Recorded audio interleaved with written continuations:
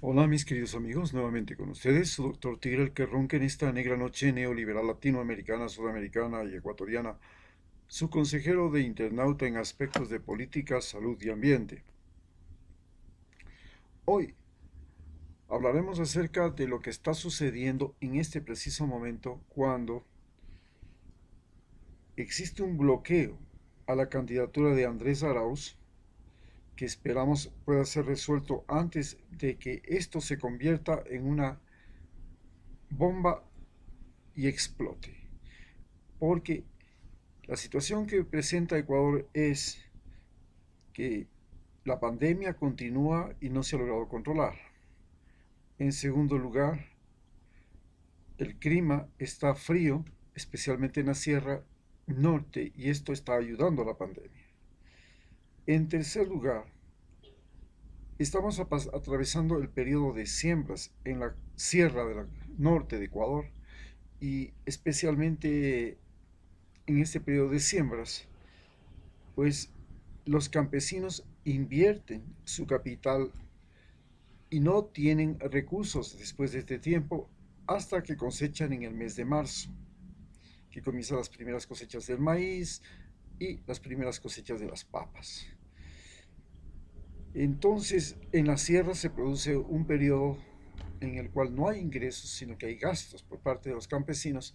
En tanto, en la costa estamos atravesando un periodo de sequía que dura prácticamente 6 meses y en diciembre se vive el momento más difícil, porque ese momento más difícil todavía tiene el problema de que son meses en los que, a pesar de que todavía tenemos la presencia de la corriente del niño, y eso ya anima a las camaroneras a los cultivos, han pasado las camaroneras los meses del verano, y en estos meses del verano, que son 6 meses prácticamente, no se puede cultivar camarón sin que haya el riesgo de que se enfermen o se mueran, por lo cual las camaroneras optan por no esperar las lluvias para poder cultivar el camarón. Las lluvias no llegan todavía a la costa ecuatoriana y en cambio en este periodo se acaban casi todas las cosechas. La cosecha del café, la cosecha del cacao, la cosecha del banano. Es un periodo en el cual termina la gran producción porque se necesita entrar al nuevo periodo de lluvias para que reflorezca y vuelva a nacer. Y luego, entre los meses de junio y los meses de diciembre, es cuando mejor se cosecha frutas, se cosecha eh, todo lo que se puede, ¿no? En este momento quiere decir con todo esto que ya la pobreza en el campo está comenzando a llegar. Hasta ahora el campo no había sentido la pobreza, porque la ciudad estaba demandando productos y como tal la gente podía vender esos productos gracias a las nuevas vías que hizo Rafael Correa, a la facilidad de transporte, la posibilidad de comprar vehículos. Todo eso ha permitido que haya una buena circulación de mercancías, de alimentos, que no hayamos pasado problemas de abastecimiento, como por ejemplo se vivió en Venezuela, se vivió en Argentina y se vivió en Ecuador alguna vez. Pero el problema de abastecimiento ahora lo tenemos más o menos resuelto. El problema no es el abastecimiento, el problema es la demanda. ¿Qué pasa con la demanda? Tenemos falta de trabajo, tenemos el problema de que no hay empleos públicos, se han reducido los empleos públicos, no hay empleos privados, han quebrado muchas empresas, no hay circulación de capital, ha fugado mucho capital, no hay ingresos y no hay egresos por parte de la población y el Estado tampoco quiere invertir porque carece de recursos y lo único que tiene es dinero para solventar los gastos corrientes, incluso no tiene dinero para dárselo a los municipios, por lo cual los municipios y dentro de poco los consejos provinciales también están protestando en este momento en la Plaza de la Independencia porque no tienen partidas. Y si no tienen partidas, esto sí es un problema un poco más serio, porque los municipios proveen el agua y recogen la basura. Y si ellos no tienen cómo proveer agua y recoger la basura, es fácil que a esta crisis le venga una crisis sanitaria secundariamente. Las soluciones pues no se ven y lo que tenemos por delante es también una crisis que, como ya hemos visto, se viene una crisis política. En esta crisis política el principal problema son las elecciones. Estas elecciones que debían hacerse en enero se postergaron a febrero primero, y ahora en estas elecciones en febrero los candidatos, primero los partidos tuvieron muchas dificultades, los que eran del partido o estaban vinculados con Rafael Correa, para ser admitidos. En tanto, otros partidos fueron admitidos sin ningún problema, y eso explica por qué en este momento tenemos 14 candidatos. Luego, los candidatos que se presentaron, tampoco se les hizo ningún problema, ni se les pidió una inspección de cuentas en paraísos fiscales, ni nada, excepto a uno, a Rabascal. Y con él ahora hay problema porque no se quiere aceptar definitivamente la candidatura de Andrés Arauz y Rabascal. Se los tiene penando, como se puede decir, hasta que el Consejo Nacional Electoral, que ya resolvió, y resolvió desgraciadamente mal, pasó su decisión al tribunal, al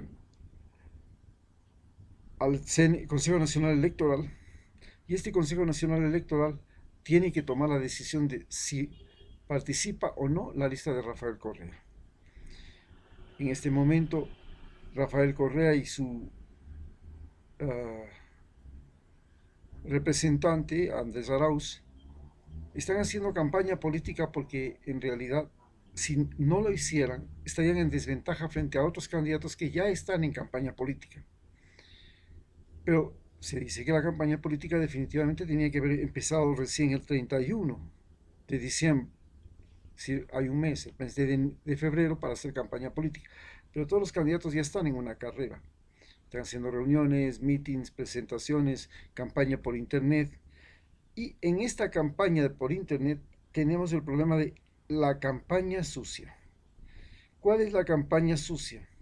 La campaña sucia es crear falsos conceptos sobre el otro rival político.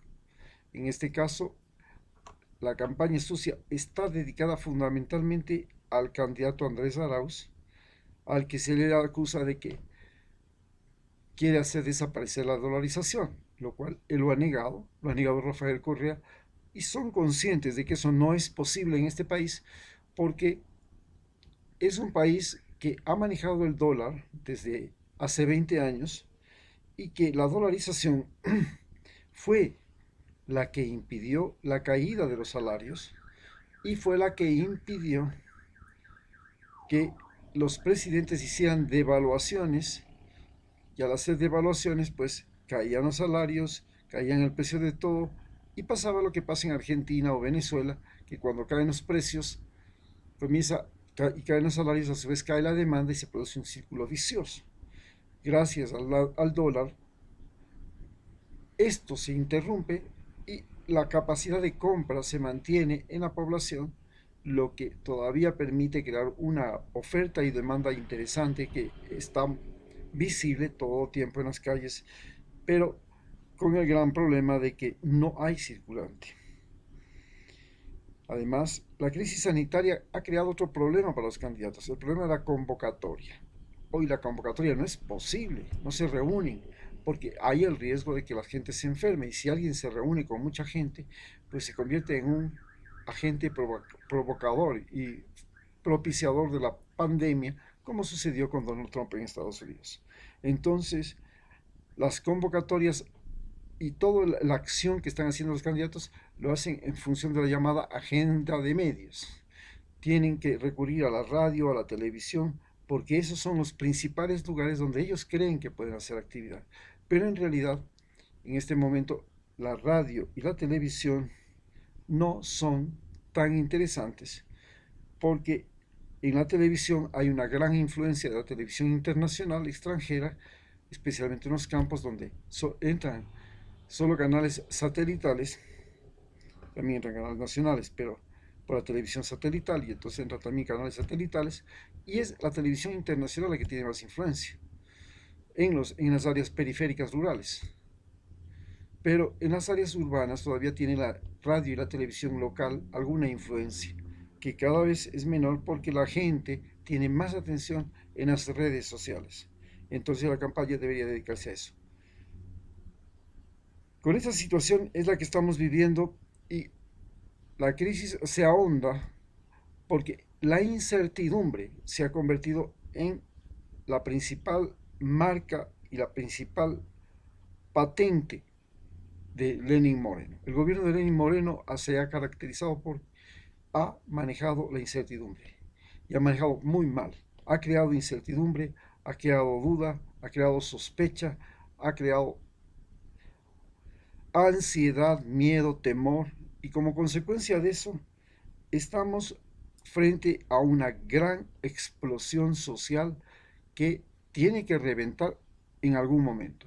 Si la situación no se alivia, no se distensiona, vamos directo a una tremenda explosión social que no podemos definir ni siquiera cuándo será. Pero normalmente las explosiones sociales en Ecuador suceden en los primeros 3 meses del año, en la primera parte del año, porque como vuelvo a explicar, el precio de los alimentos sube porque son periodos de cosecha, se terminan las cosechas en la costa y se empiezan las siembras en la sierra y hay disminución notable del abastecimiento de mercado.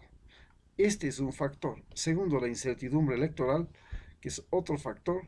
Y tercero, la falta de dinero y de trabajo, que es otro factor. Los tres juntos son la mecha para la gran explosión. Muchas gracias.